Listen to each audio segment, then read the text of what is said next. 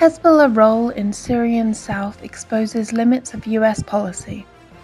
Hezbollah is helping to lead a Russian-backed offensive in southern Syria, pro-Damascus sources said, exposing the limits of US policy that hopes Moscow can get Iran and groups it backs out of the country.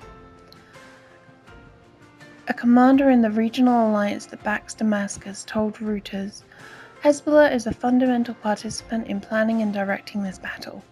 Everyone knows this, the Israeli enemy, friends, and even the Russians." Israeli exminister goes on trial on charges of spying for Iran. A former Israeli government minister went on trial on Thursday on charges of spying for arch-foe Iran in a case which has been kept under tight wraps on security crowds.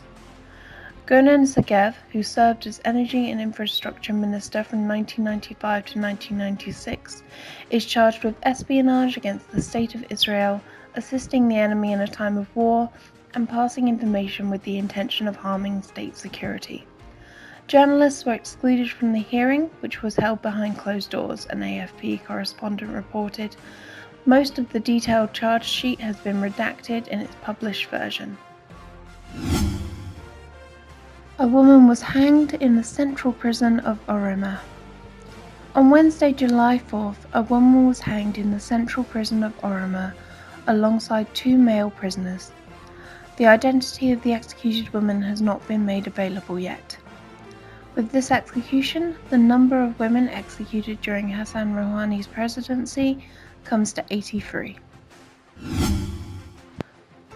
Rouhani didn't mean closing the Strait of Hormuz, says Iranian regime MP. Merely 2 days after hollow threats made by the Iranian regime's president Hassan Rouhani of closing the Strait of Hormuz in response to the United States oil sanctions, Heshmat Falahat Pesher, chair of the Security Commission in the regime's parliament, said Rouhani didn't mean to actually close the strait. On July 2nd, during his visit to Switzerland, Rouhani made interesting remarks in his meeting with a number of Iranian regime operatives, referring to positions expressed by American officials over zeroing in on Iran's oil exports. UN panel ignoring Iran-funded terror. A top UN body has been accused of turning a blind eye to Iran-funded terrorism and violence in Bahrain, while being critical of the kingdom's human rights record. Members of the UN Human Rights Committee also did not reach out to Bahrain-based civil societies to verify claims of gaps on the kingdom's political and civil fronts, it was alleged. The HRC reviewed Bahrain's first ever International Covenant on Civil and Political Rights report in Geneva last week.